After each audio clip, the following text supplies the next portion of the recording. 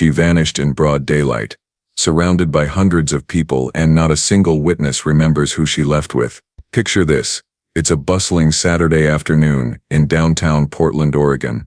The year is 2013, and Pioneer Courthouse Square is packed with people. Street performers are drawing crowds, families are out shopping, and tourists are snapping photos of the city's famous fountains. Among all these people is 23-year-old Sarah Chen, a nursing student at Oregon Health and Science University. She's got her whole life ahead of her. Graduation is just 6 months away. She's recently gotten engaged to her college sweetheart Marcus, and she's just landed her dream job at a children's hospital that she'll start after graduation. But in the span of about 15 minutes, Sarah Chen would vanish without a trace.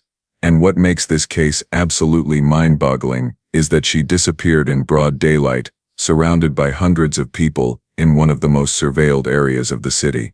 For 10 years her family would search for answers. 10 years of sleepless nights, of posting flyers, of checking every Jane Doe case across the Pacific Northwest. And then in 2023, a photo would surface that would change everything they thought they knew about what happened to Sarah. Now, before we dive into this twisted tale, let me paint you a picture of who Sarah was. Born to immigrant parents, who had worked their entire lives to give their daughter opportunities they never had, Sarah was the kind of person who lit up every room she entered. Her friends described her as someone who would literally give you the shirt off her back. She volunteered at homeless shelters, tutored kids for free, and was planning to specialize in pediatric nursing because, in her words, kids deserve someone who will fight for them when they can't fight for themselves. On the morning of September 14, 2013, Sarah woke up in the apartment she shared with her roommate Jessica. She had plans to meet her fiancé Marcus for lunch at 1 p.m., then they were going to spend the afternoon looking at wedding venues. Sarah was excited. She'd been planning this day for weeks. She wore her favorite sundress, the yellow one with tiny daisies that Marcus had bought her for her birthday, and she carried her beloved vintage leather purse that had been a gift from her grandmother. At around 11:30 a.m., Sarah left her apartment and took the Max Light Rail downtown. Security footage from the train shows her looking perfectly normal. She's texting someone, presumably Marcus, and she's smiling. At 11:52 a.m., she exits at the Pioneer Square South station. More security footage captures her walking through the square, and here's where things get interesting. She stops at a coffee cart and orders her usual, a vanilla latte with oat milk. The barista, a guy named Tyler who knew Sarah as a regular customer, would later tell police that she seemed completely normal. She was chatting about the weather, mentioned she was meeting her fiancé for lunch, and even made a joke about the wedding planning stress. Tyler hands her the coffee at exactly 12:07 p.m. Security cameras capture Sarah walking away from the cart, heading toward the restaurant where she's supposed to meet Marcus. She's checking her phone, sipping her coffee, weaving through the crowds of people. And then at 12:09 p.m., something absolutely bizarre happens. The security footage shows Sarah suddenly stop walking. She's standing in the middle of the square, and she turns around, looking confused. She appears to be looking for something or someone. Then, she starts walking in the opposite direction, away from the restaurant. Now, this is where the story gets really strange, because multiple witnesses would later come forward, saying they saw Sarah talking to someone, but every single security camera in the area failed to capture who she was talking to. Linda Morrison, a tourist from Seattle, was sitting on a bench about 20 feet away from where Sarah stopped. She told police that she saw Sarah having what appeared to be a brief conversation with someone, but Linda couldn't see who it was because of the crowd. She said Sarah looked surprised, maybe even a little concerned, but not scared. According to Linda, Sarah then walked away with this person, heading toward the south exit of the square. At 12:15 p.m., Marcus arrives at the restaurant. He waits and waits. At 12:30, he starts calling Sarah's phone. It goes straight to voicemail. By 1 p.m., Marcus is worried enough to start walking around the square looking for her. He checks the coffee cart. Tyler remembers seeing Sarah but hasn't seen her since she left with her drink. Marcus calls Jessica, Sarah's roommate, who hasn't heard from her either. Here's what makes Marcus's account so crucial. He and Sarah had been together for 4 years, and she had never not once stood him up or been late without calling. Sarah was the type of person who would call if she was going to be 5 minutes late. The fact that her phone was going straight to voicemail was completely out of character. By 2 p.m., Marcus has contacted Sarah's parents, David and Lynn Chen. They immediately drive downtown and start searching. By 6 p.m., they're at the police station filing a missing person report. Now, here's where the investigation initially went wrong, and this is something that happens far too often in missing person cases. The responding officer, a guy who clearly hadn't been paying attention during training, basically told the Chen family that Sarah was probably just having second thoughts about the wedding and would turn up in a few days. He filed the report, sure, but he didn't treat it with the urgency it deserved. But Sarah's family knew better. They spent that entire first night walking the streets of Portland, checking hospitals, calling everyone they could think of. Sarah's phone was still going straight to voicemail, which was strange, because she was obsessive about keeping it charged. Her bank account showed no activity after the coffee purchase at 12:07 p.m. Her credit cards, nothing. It was like she had simply vanished into thin air. The first real break in the case came 3 days later, when Detective Maria Santos was assigned to the case. Santos was a 20-year veteran of the Portland Police Bureau, and she specialized in missing persons cases. The first thing she did was pull all the security footage from the area, and that's when she discovered just how many cameras had captured Sarah's last known movements. What Santos found was both helpful and incredibly frustrating. The footage clearly showed Sarah's movements up until 12:09 p.m., but then it was like she had walked into a blind spot that shouldn't have existed. Pioneer Courthouse Square was one of the most heavily monitored areas in Portland, yet somehow, Sarah had managed to disappear in the one corner where multiple camera angles created a small dead zone. Santos interviewed dozens of witnesses, and their accounts painted a picture of someone who had encountered an unexpected situation. Several people remembered seeing a young Asian woman in a yellow sundress, who appeared to be talking to someone near the south side of the square. But here's the kicker. Not one person could describe who she was talking to. Some said it was a man. Others thought it might have been a woman. One witness thought there might have been two people. It was like their memories had been selectively wiped. The investigation expanded rapidly. Sarah's phone records showed that her last outgoing text was to Marcus at 11:48 a.m., telling him she was excited about lunch and looking at venues. Her last incoming call was from her mother at 10:30 a.m. that morning. A quick conversation about what time Sarah wanted to have dinner on Sunday. There were no suspicious contacts, no strange numbers, nothing that suggested she was in any kind of trouble. Santos and her team interviewed everyone in Sarah's life. Her professors described her as a dedicated student who never missed class. Her clinical supervisors at the hospital where she was doing her nursing rotation said she was reliable and professional. Her friends painted a picture of someone who was genuinely happy and excited about her future. There were no signs of depression, no indication that she was planning to disappear, no secret relationships or hidden problems. The search for Sarah became a community effort. Her parents organized search parties that combed through Forest Park, the Columbia River Gorge, and every abandoned building they could access. They posted flyers on every telephone pole in the city. They set up a Facebook page that attracted thousands of followers. The local news stations ran her story regularly, but weeks turned into months, and months turned into years, with no sign of Sarah Chen. Marcus, her fiancé, was initially considered a suspect, as partners often are in missing person cases, but his alibi was rock solid. He was at work all morning. Then at the restaurant where multiple staff members saw him waiting for Sarah, security footage confirmed his movements, and his phone records showed he was exactly where he said he was when he said he was there. More importantly, everyone who knew Marcus and Sarah together described them as genuinely happy and in love. The case went cold, but Sarah's family never gave up. Her father David quit his job as an accountant to dedicate all his time to searching for his daughter. Her mother Lynn started a support group for families of missing persons.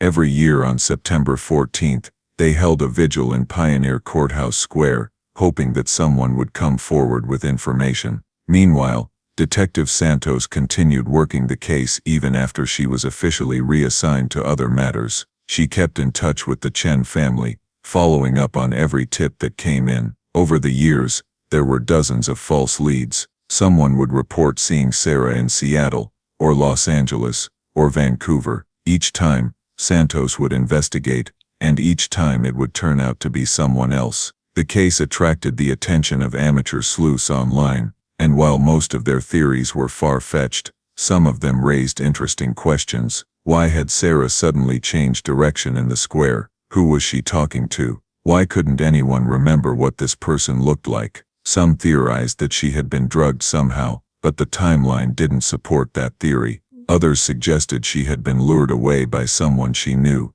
but there was no evidence of that either. As the years passed, the case began to fade from public attention. The Facebook page posts became less frequent. The news stations stopped running anniversary stories, but the Chen family never stopped searching, and Detective Santos never stopped believing that someday, somehow, they would find answers. And then, in March of 2023, nearly 10 years after Sarah vanished, everything changed. It started with a completely unrelated case in suburban Beaverton, about 15 miles from downtown Portland. Police were serving a warrant on a house owned by a man named Robert Kellerman, a 47-year-old unemployed construction worker, who was being investigated for drug trafficking. Kellerman wasn't home when the police arrived, but they had a valid search warrant, so they entered the property. The house was a disaster, hoarding-level clutter, stacks of newspapers, boxes of random junk everywhere. But when the officers made their way down to the basement, they found something that made their blood run cold. The basement had been converted into what could only be described as a shrine. The walls were covered with photographs of young women, dozens of them. Some of the photos appeared to be taken from social media. Others looked like they had been taken without the subject's knowledge, possibly from a distance. But in the center of this disturbing display was a single photograph that made one of the officers immediately call for backup. It was a picture of Sarah Chen, but it wasn't one of the photos that had been circulated by her family or the media. This was a photo that had never been seen before, a close-up shot of Sarah looking directly at the camera, and based on the lighting and background, it appeared to have been taken indoors somewhere. The photo was immediately sent to Detective Santos, who was now working cold cases. The moment she saw it, she knew they had found their first real lead in Sarah's disappearance. But what made this discovery even more significant was what else they found in Kellerman's basement. Hidden behind a false wall, officers discovered a room that had been set up like a prison cell. There was a single bed, a bucket that had been used as a toilet, and chains attached to the wall. The room reeked of bleach, suggesting it had been cleaned recently and thoroughly. But despite the cleaning, forensics teams were able to find trace evidence that would prove crucial to the case. DNA testing revealed that multiple people had been held in that room over the years. While the samples were too degraded to make positive identifications, testing showed that at least one of the DNA profiles was consistent with someone of Asian descent. The discovery sent shockwaves through the investigation, and suddenly, Sarah's case was front-page news again. But here's where the story takes another dark turn. When police finally located Robert Kellerman, he was found dead in a motel room in Spokane, Washington. He had apparently overdosed on heroin 3 days before police had searched his house. Next to his body, they found a handwritten note that simply said, "I'm sorry for what I did to those girls." The note was authenticated as being in Kellerman's handwriting, but it raised more questions than it answered. How many girls? What exactly had he done? And most importantly for the Chen family, what had happened to Sarah? The investigation into Kellerman's background revealed a deeply disturbing pattern. He had been arrested multiple times over the years for stalking and harassment, but he had never been convicted of anything serious enough to keep him locked up. Witnesses came forward saying they had seen him hanging around college campuses, shopping malls and other places where young women congregated. He seemed to have a particular interest in young Asian women, which made Sarah's case even more significant. Phone records showed that Kellerman had been in the Pioneer Courthouse Square area on September 14, 2013, the day Sarah disappeared. Cell tower data placed his phone in that exact location at 12:10 p.m., just 1 minute after Sarah was last seen on security footage. This wasn't a coincidence. But despite all this evidence, there was still one crucial piece missing: Sarah herself. If Kellerman had taken her, what had happened to her? The basement room showed evidence of multiple occupants over the years, but none of the DNA could be definitively linked to Sarah or any other specific missing person. The breakthrough came when forensics teams found something hidden in the walls of Kellerman's basement that he had obviously forgotten about. Wedged behind a loose brick, they discovered a small digital camera, the kind that was popular in the early 2010s. When they were able to access the camera's memory, what they found was absolutely horrifying. The camera contained hundreds of photos documenting Kellerman's crimes over a period of several years. The images showed multiple young women in various stages of captivity, and about halfway through the collection, they found dozens of photos of Sarah Chen. The photos were time-stamped, and they told a story that was almost too horrible to believe. According to the timestamps, Sarah had been held in that basement room for over 2 months. The photos showed her physical and mental deterioration over time, and it was clear that she had been subjected to unimaginable trauma. But what made the discovery even more heartbreaking was that the final photo of Sarah was time-stamped November 30th, 2013, just 2.5 months after she had disappeared. The last photo showed Sarah looking directly at the camera with an expression that Detective Santos would later describe as defiant. Even after everything she had endured, even facing what she must have known was the end, Sarah Chen had not been broken. She was still fighting.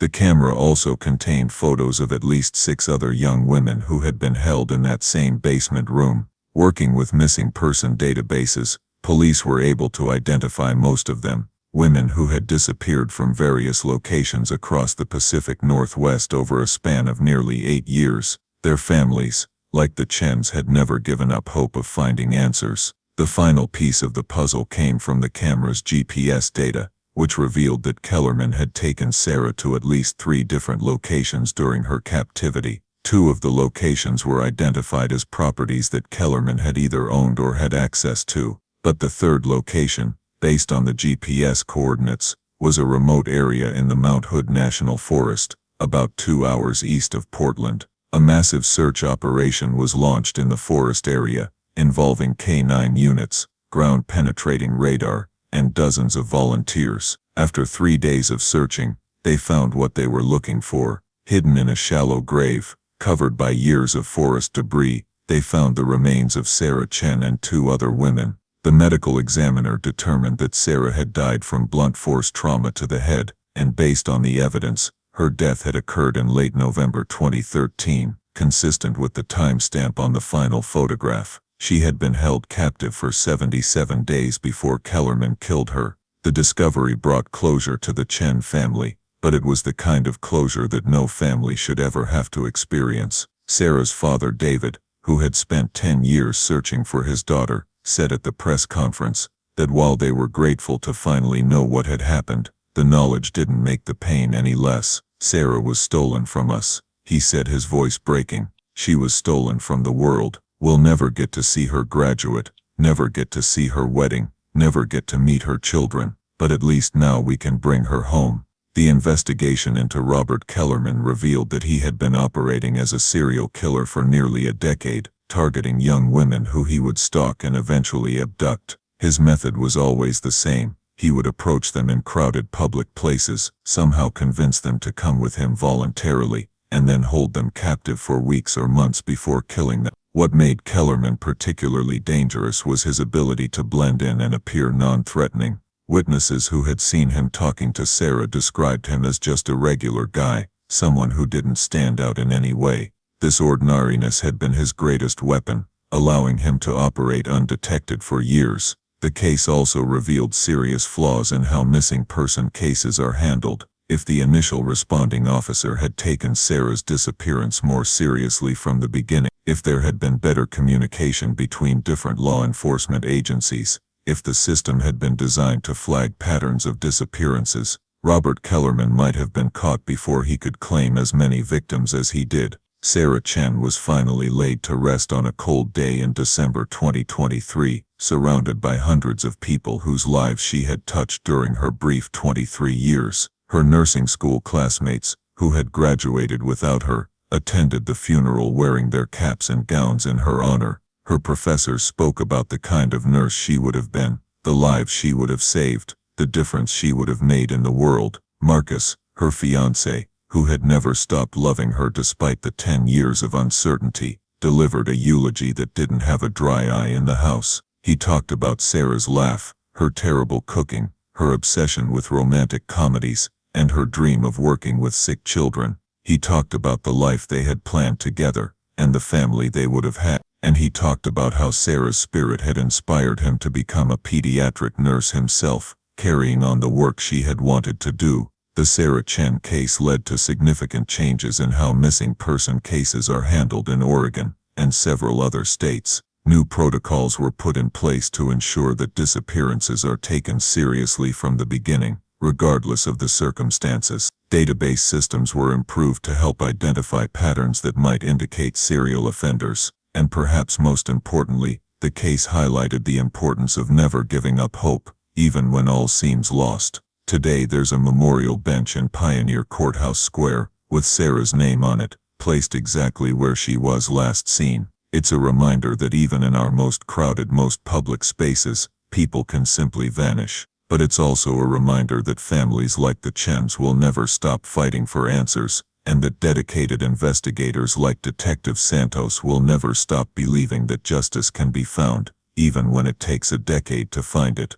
The Sarah Chen case is closed now, but its impact continues to ripple through the lives of everyone it touched. Her parents continue to run their support group for families of missing persons, helping other families navigate the nightmare they endured for 10 years. Detective Santos, who retired in 2024, still speaks at conferences about the importance of treating every missing person case as urgent and significant. And somewhere in Portland, there are other families who can finally have closure because of what was discovered in Robert Kellerman's basement. The photos on his camera helped solve 6 other missing person cases, bringing peace to families who had been searching for answers for years. But perhaps the most important legacy of Sarah Chen's case is the reminder that behind every missing person poster, every unsolved case, every cold file, there's a real person with dreams and plans, and people who love them. Sarah wanted to be a pediatric nurse. She wanted to marry Marcus and have children,